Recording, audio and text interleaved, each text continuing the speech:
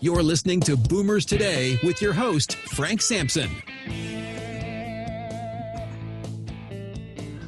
Well, welcome to Boomers Today. I'm your host, Frank Sampson. Of course, each week we bring you important and useful information on issues facing baby boomers, their parents, and other loved ones. And I'm pretty excited for today's show. I'm excited for every one of our shows. And I get excited because we're getting so many more people that are listening, and I want to thank you all for that. You're sharing our information, our podcasts with others, friends, relatives, and we really appreciate that. Our list is growing.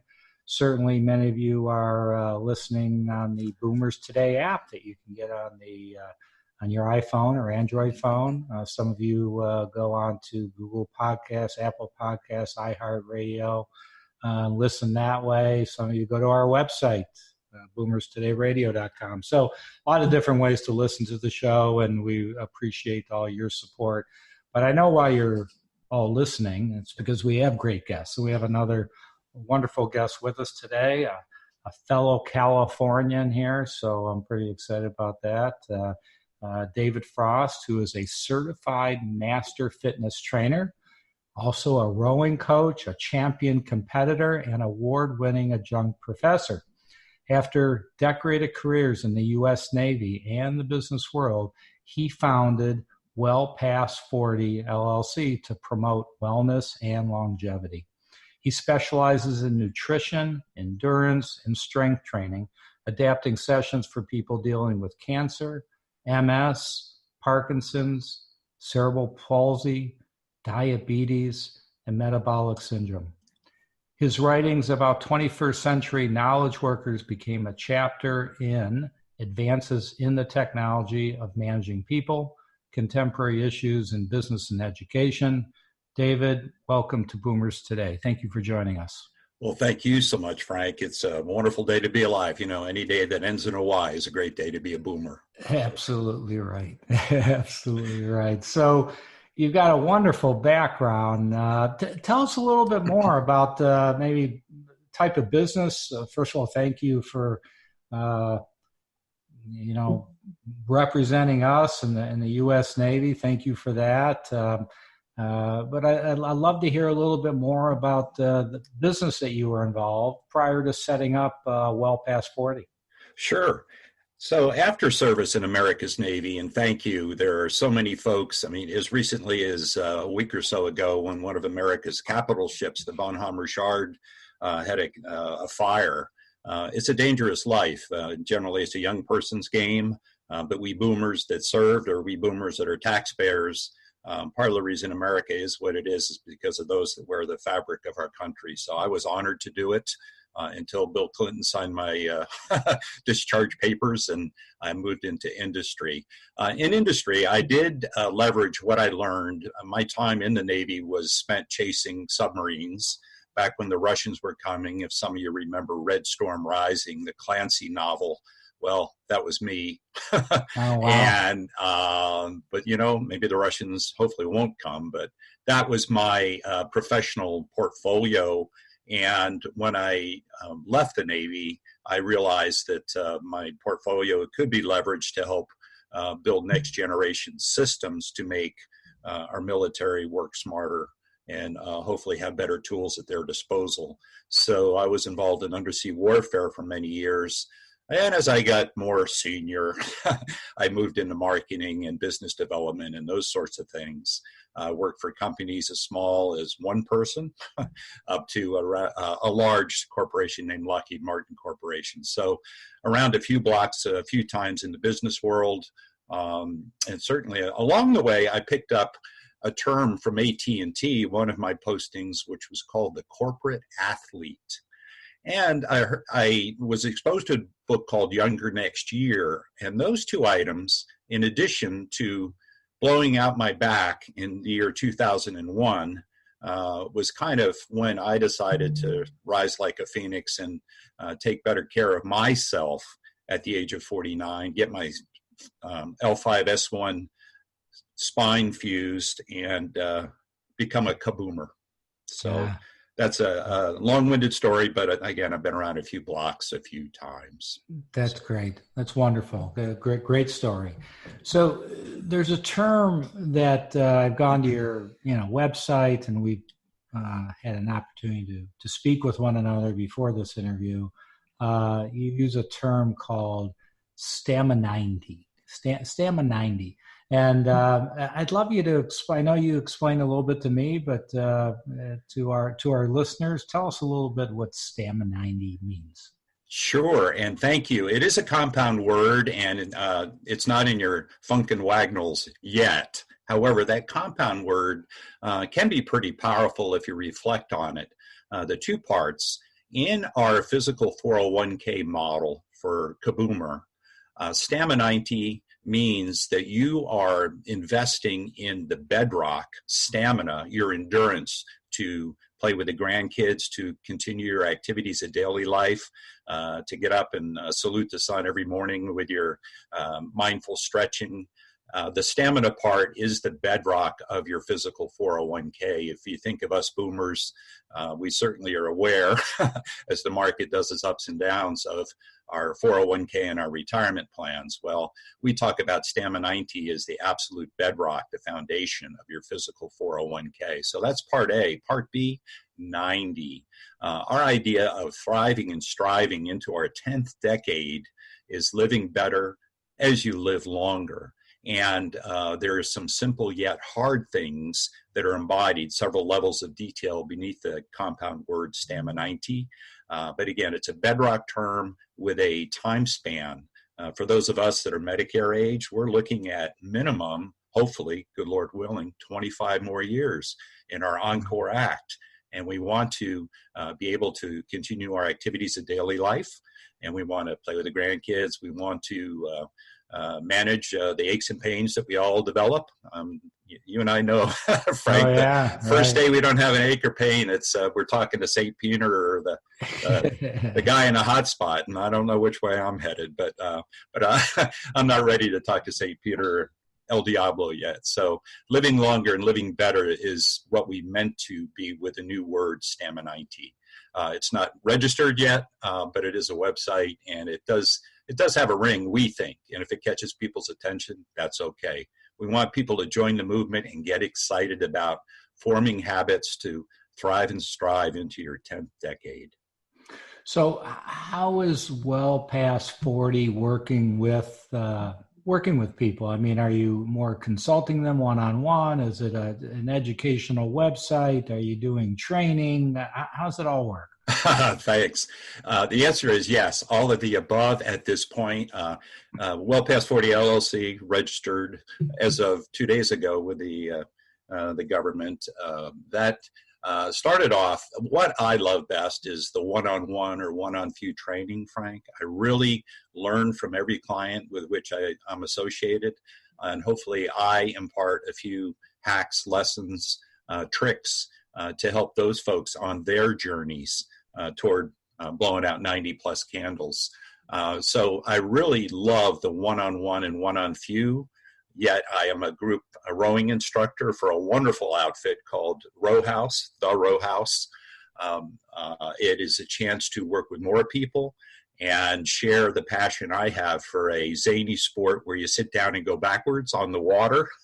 Right now we're not allowed to go on the water with more than one person in a single scull. But in indoor studios, we can help people work 90% of the muscles of their body. The studio is designed to have up to 25 clients row with you when we get it all figured out with this little novel virus we have among us. But so I'm a group instructor as well. I do boot camps, and I am starting to work with companies for corporate athletes. As I mentioned, that idea is not mine. It was around with AT&T or other companies probably 15 years ago.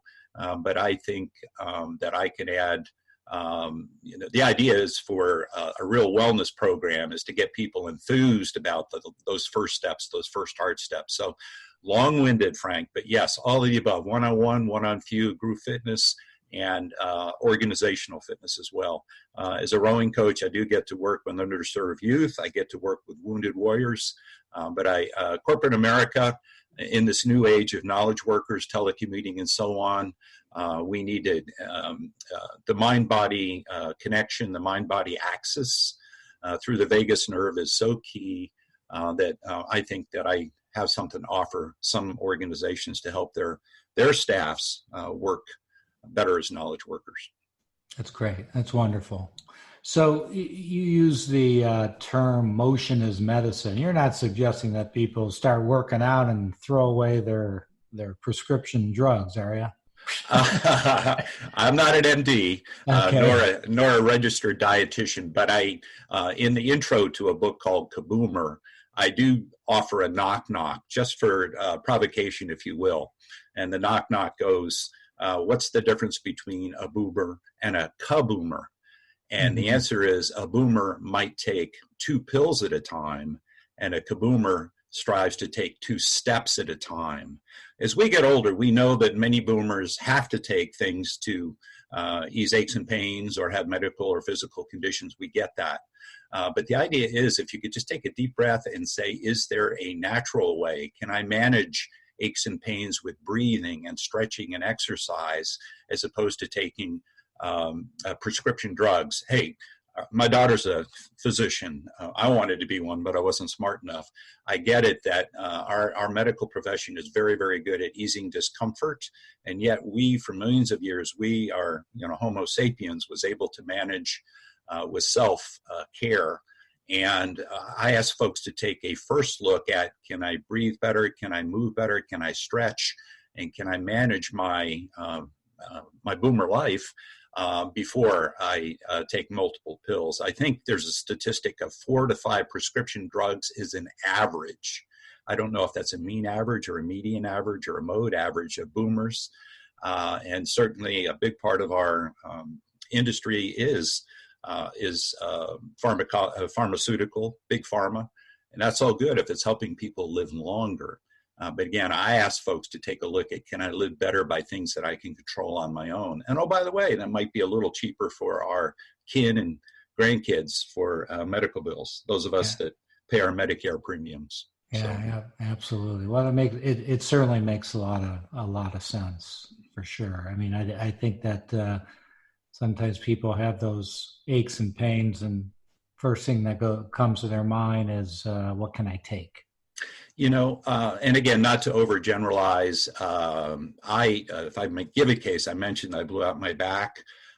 For a period of time, I was on a NSAID for I have a lot of metal screws in my lower back, 6 of them that make the TSA interested in my going through when we can fly. So I get a lot of extra attention from the TSA experts. But I weaned myself off an NSAID because I found with stretching and breathing, I didn't need to take something that might have unintended consequences. Now, there's some people that absolutely cannot get by without NSAIDs or other pain solutions. But I just ask people to take a deep breath, and is there something that I can do naturally? Our 4 Fs, fight, flight, feed, and frolic, didn't say meds, didn't say polypharmacy. So, gaze at the stars, breathe, and maybe there's a drug or 2 that you don't need to take, because we know they're costly. I mean, it's the way it is.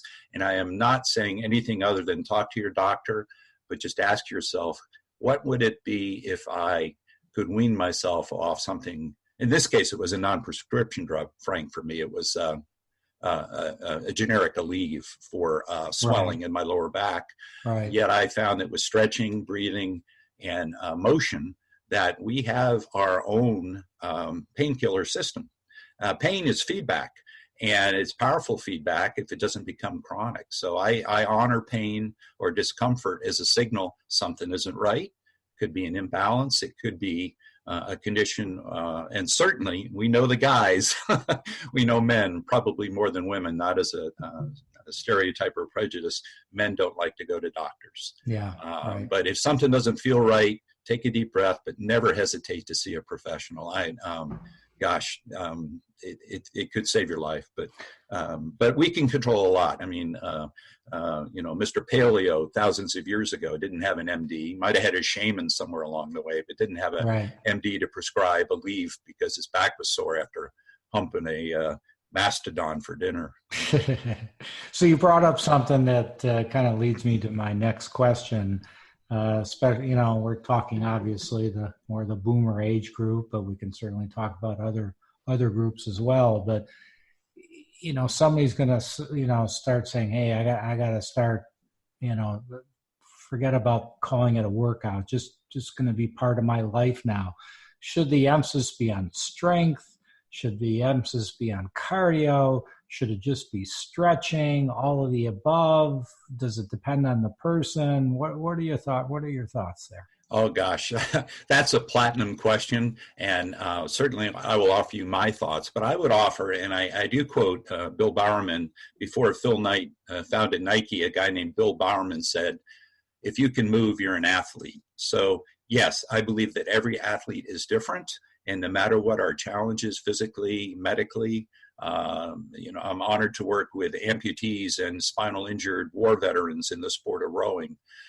We all, over time, almost every one of us, unless you walk on water, has something that isn't quite right. However, my feeling is that if you balance a blend, and in my model, every fitness guy or lady has his or her own model.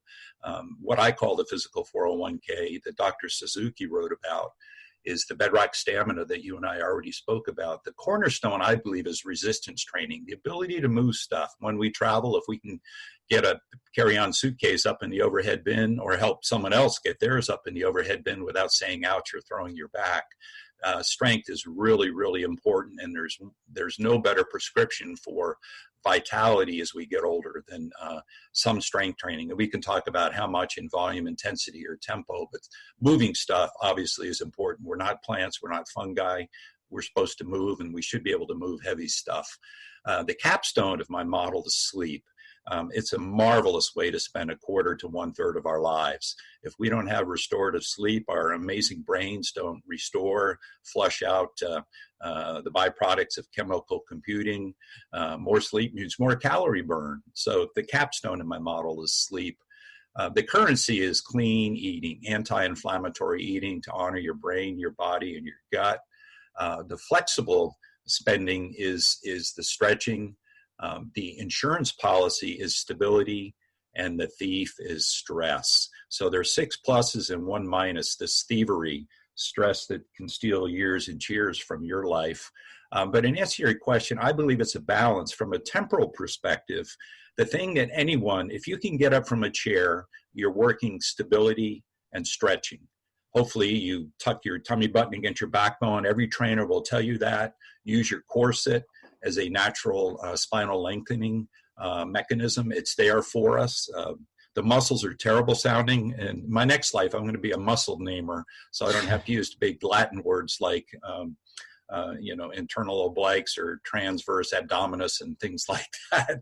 But in answer to your question, stability is most important for boomers, I believe. I mean, sleep is critical because if you're not alert after a good night's sleep, you might stumble. Boomers stumble as much as kids do, but kids don't fall. Boomers fall because they don't have the proprioception, a fancy word for spatial recognition, foot strength, and responses if you don't train those. So stability and stretching. If you can get up from a chair, you're an athlete. Or if you can move a walker, you're an athlete when the time comes. Just keep moving. So I argue that stability is the thing that you can work on the quickest. Stretching is also pretty quick. Stamina takes seasons, takes months to build capacity. It's just the way we are. Strength also takes weeks and months, yet it's all valuable. It's all worthy. We boomers think about returns on our investment. I argue that our physical investments can be as critical as the money you tucked away in your fiscal investments. So holistically, it's we need them all. You could be extraordinarily flexible like a Gumby, But if you have no muscles and you've suffered a terrible word, sarcopenia, which is loss of skeletal muscle with age, if you don't work your muscles, that's bad. If you don't sleep, we all know the zombies can just wear us out. And we're not ready for the grandkids when we can see them. Yeah. So it's a blend, and I know that's a long-winded answer, but I argue if you imagine a Venn diagram of 7 circles intersecting, a boomer needs all of them to live long and live well. They're all important. The accident insurance is critical. 1/3 of us over the age of 65 falls every year. Somebody goes to the emergency room. There's some statistic like every 11 seconds for people our age, and too many people break hips. And we know that that's great for companies that build and manufacture replacement hips and knees and wrists and things. But hey, if you can avoid fractures, stability and stretching and strength are ways to do it. Great. Well, what I'd like to do, Dave, I mean, it was a great answer. We'll zero in on a couple of those points. We're going to just take a real quick 30-second break here just to recognize our sponsor. And I want to come back and talk to you on some of the things we could do to hopefully remain injury-free, all right? Looking forward to it. Thank you. All right, great. So today's show, I want to remind everybody, is sponsored by Senior Care Authority, an elder care consulting organization that has a national network of professionally trained and experienced local advisors to assist families in determining the right path for your loved ones. They'll discuss various long-term care options, whether it's in-home care, assisted living, memory care, nursing, or if you just need an advocate to just get some advice from, a local Senior Care Authority advisor can help you now. So for a free 30-minute consultation with an advisor in your area, contact Senior Care Authority at 888-809-1231, or you could go directly to the website at www.seniorcareauthority.com, and you can find an advisor in your area. We're back with David Frost, who's a master fitness trainer and founder of Well Past 40. David, welcome back, and great information. I would like to talk to you about, and again, this is a personal thing too. I mean, working out and then hopefully not having any injuries. Obviously, if you have a trainer working with you, maybe there's a less of a chance than doing it on your own like I did. But just any thoughts to that, some of the steps you can take to hopefully remain injury-free in this process? Sure do. And you did mention trainers, and I joke, but I don't joke, that we folks that have learned how to keep ourselves reasonably fit and learn from our own experience, whether it's pain management or strength training or stamina or stretching or stability or clean eating. I say with candor that it's my job when I work one-on-one or one-on-few to put myself out of business with that client. I want clients to be well past 40 and to be self-sufficient. There are some folks that are self-starters with Dr. Google, that wonderful search engine. They may be able to find a YouTube video that helps them stretch or work a certain issue, be it a tennis elbow or an imbalance because you do a sport like rowing where one side could be imbalanced over the other. Some people are self-sufficient. All they need to do is grab a water bottle, a clean water bottle, no plastic if you can, and a towel and move to sweat. Some people are able to do that. The one thing we worry about is form and function and wear. And we're blessed that some boomers, I am not a silver sneaker participant. My healthcare provider in Medicare does not honor silver sneakers, free access to gyms.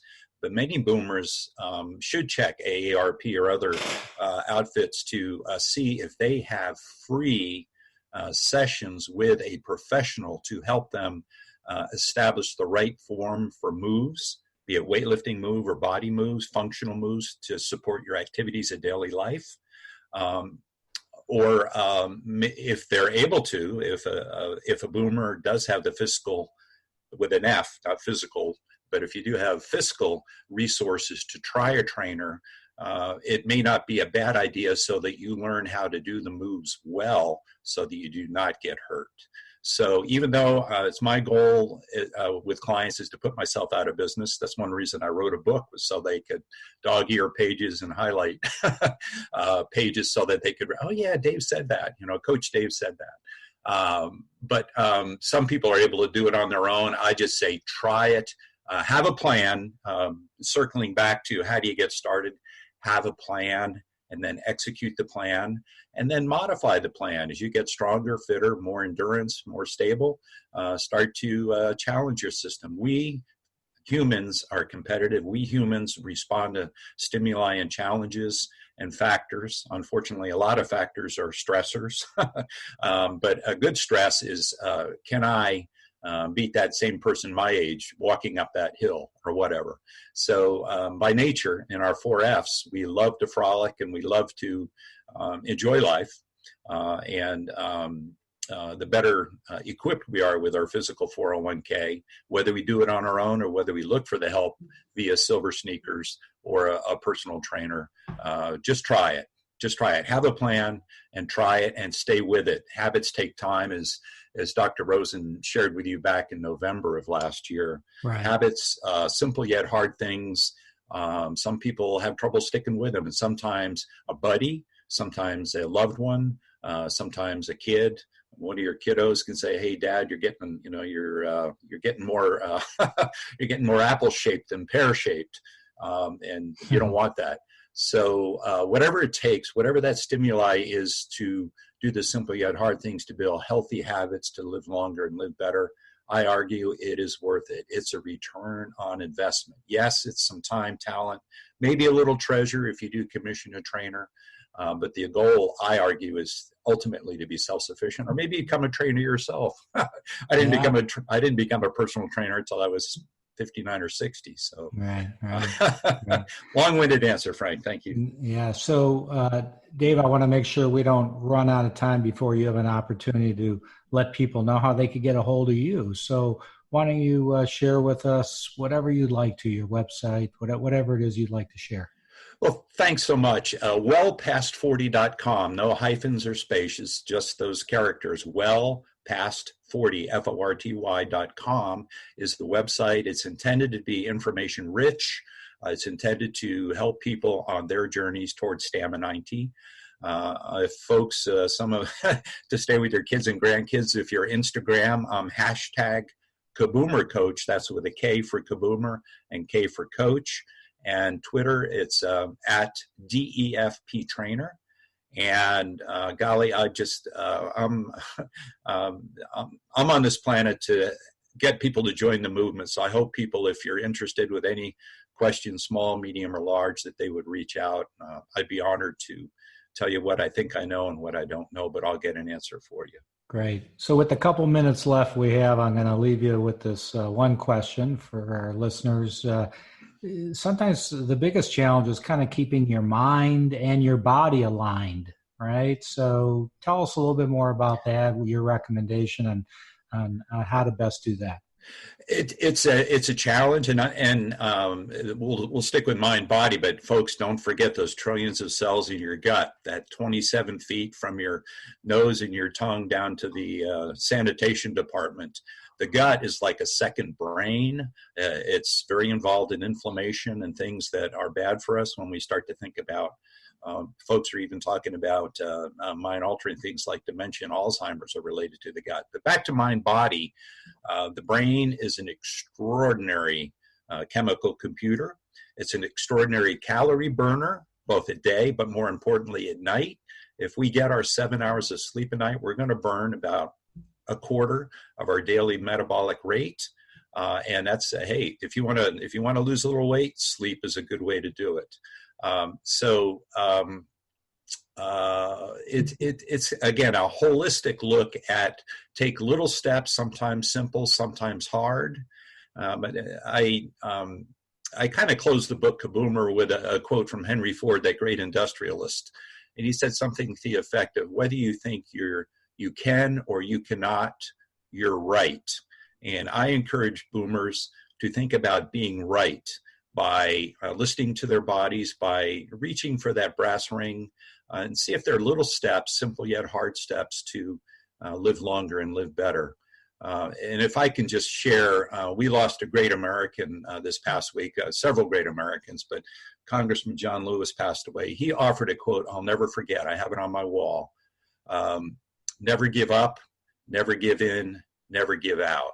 And of course, he was talking about something other than healthy aging, living long and living well. But doesn't that kind of profound platitude make sense for what boomers are all about? Certainly Stay applies. with it. Yeah. Stay with it, and God bless people like John Lewis that stand up and say what's important. So to him and his family, we miss him.